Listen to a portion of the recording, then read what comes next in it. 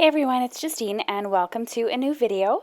Today I'm continuing with my April collaboration, this time with CraftynotShifty, aka Laura, and we are going through some of our favorite shaker card hacks since we both love shaker cards. So I'm starting off with shaker pouches. Now this is the first new card that I'm creating in this video, and this is going to be using the My Favorite Things shaker pouches. They come separately in packs where you can buy these plastic sheets already made, and they have coordinating dies as well that fit perfectly around them. There's all sorts of shapes from clouds, stars, martini glasses, gift card holders as well, rectangles, circles, all sorts of things. And they come in a variety of depths too, so if you ever wanted to do, let's say, a candy pouch or something, that would work too. They even have one for lip gloss. So I'll link to all those below in the video description, or a link to the general page where you can find them all if you're interested. I then went ahead and die cut the largest rectangle from this set. This is the set that is supposed to go with the shaker pouch itself, and I'm saving the middle so that I can die cut the sentiment from it. And this frame now fits perfectly around the plastic. I'm going to grab some of this adhesive from scrapbook.com. This is 2-inch adhesive, and I'm going to put it on the back here and just trim it a bit. And the reason why I'm doing that is the sentiment I'm going to be die cutting from My Favorite Things is very, very fine. And I don't want to have to worry about gluing that with liquid glue because that would be a pain in the butt. So I'm going to be die cutting this birthday sentiment from My Favorite Things that's also fairly new. And I die cut that with my Gemini Junior die cutting machine. And now I can simply just peel it right off my paper, and it's got the adhesive already on it.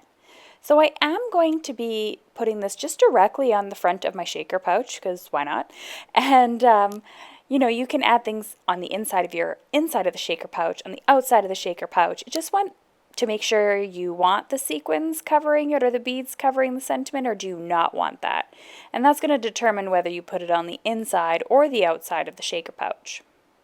Now let me tell you, this adhesive that I'm using from scrapbook.com is sticky. It's crazy sticky. And you know, it is really just great. I know it's going to hold on there with no issues whatsoever.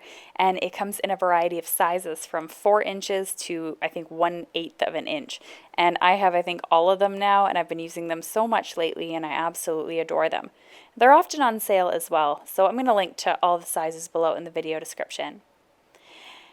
Now I'm just slowly peeling away the wishes, and I'm going to stick it on the front of the shaker pouch window. And don't forget the little eyes for the top of the eyes in birthday and wishes, because that just really adds that fine detail. So now I'm going to set that off to the side. I'm going to create myself a nice colorful background here using some Catherine Pooler dies. I'm using my blending brushes here. You see how great of an impression I get with the inks, how smooth and how I don't get any harsh lines, and I've been obsessed with these. I have a whole video on them if you're interested. I'll link to that below in the video description also. Okay, I need to stop saying that because that's getting annoying. And but anyway, any information you have is below, and any information you need is below. So if you ever are looking for anything, it's down there. So I'm just going to go ahead and create a nice blend between a bunch of different colors here. I think these colors here are perfect for going along with a silver that I have for the frame and birthday wishes as well. I think the silver is going to really look nice against that orange and pink color. So I have my card base ready, 4 1/4 by 5 1/2, folded it in half of course, and then I'm going to put this panel here over top. Now it's a little bit smaller, but it doesn't matter because my frame's going to be covering it anyway. I'm now going to go ahead and I'm going to use this beautiful mixture of butterfly sequins from Ellen Hutson. It has a bunch of regular sequins, flowers, and butterflies, and it just so happened that I grabbed this out of my sequin thing, because my sequin organizer, because all the colors seem to coordinate perfectly with my background. I didn't even plan that. How awesome is that? And it's perfect. It's got those summer colors, those summer sequins, and they're all ready to go. So I'm going to add some liquid to the back of this. I find this the best to use the liquid adhesive. Gives you a chance to kind of shimmy it into place too if need be, and I'm going to glue that directly onto the card base, and then I'm going to add the frame over top. Now I'm going along with my thumb and just really pushing that down there. I don't want any chance of the glue lifting and some sequins getting under there or anything like that. In fact, once I add the frame, I'm going to take a little bit to move it as well. So I'm just going to turn the sound on for a brief portion so that you can hear the shaker actually moving, as well as the background to the TV show that I'm watching right now as I catch up on Game of Thrones while filming. So that's the end of the first card. Now for the rest, I'm going to show you other techniques, like this one is foam sheets, but I'm actually grabbing footage from older videos, so I will link to those below in the video description. And for each one of these, I'm just going to show a portion of the shaker card that is important. So you can see here I've die cut this trick or treat frame. I've added some acetate behind it, and now I have a piece of foam. And this is obviously a very intricate die, and I wasn't too sure what to do with it. So what you can do actually, instead of putting together all sorts of foam tape or using a shaker pouch, is you can die cut this using foam. And you can see here that I have this super thick piece of foam all ready to go. And I actually cut this down because this specific die didn't actually cut the inside out. But of course you're going to want to save this more for dies where it's going to do that. So this is perfect, for example, if you're doing a shaker card where you're cutting out a word. You could use the negative part of the foam to have the frame around the word, so you don't have to do all those intricate foam tape placement and things like that that are the sort of traditional ways of doing a card. But this is a great way to have a foam card or a frame around your card rather for the shaker bits that is really affordable as well as very versatile, and you're never going to get that chance of your beads or your sequins or anything like that falling out. The next one I have is how do you get multiple colors, for example, on a card. So let's move into this beautiful card that I created from using Ellen Hutson's hand dies, and we're going to use these dies here for my R-frames. So the first thing I did was I cut out my front panel. So I have all my die cuts already here, lined up, all good to go. And I had 6 hands. And what I wanted was all sorts of different colors to kind of represent all sorts of different people working together. I then went ahead and traced those hands onto my card, another card panel that I was going to be adding the backgrounds to. And I have full video tutorials of all of these as well. I'm just going through the very basics of it. I then went ahead and laid down some color on top of each of the frames just to give it a little bit of a more colorful background and something that's very vibrant. I then went ahead and I actually started to paper piece or to piece pieces of foam tape around each one of the frames, being very careful to ensure that I was not going on top of any of my pencil lines where I would end up seeing the tape. So you can go ahead and make your own sort of custom frames like this, like the way I did. But it does take obviously a little bit of work and some patience in order to get it done. And I use some 3M foam tape for this. I find it easy to tear, easy to work with, and easy to take the backings off. And you really want to make sure you're choosing tape that really works well for you and that you don't struggle with at all. Another thing you want to make sure is that you actually cover all the pieces of the area so none of your cardstock sags. The next thing I'm going to do is I'm going to go ahead and add all of those different seeds and everything to my cards. I'm using a variety of jewels from Pretty Pink Posh, which are perfect because they make a lot of noise when they shake and they make it just extra fun. Then I went ahead and peeled off all the backings of all of this and just placed the front back on with all the acetate already on there.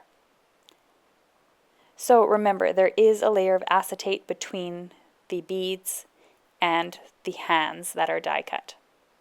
And here's a look at that final card here. I think this is such a great card.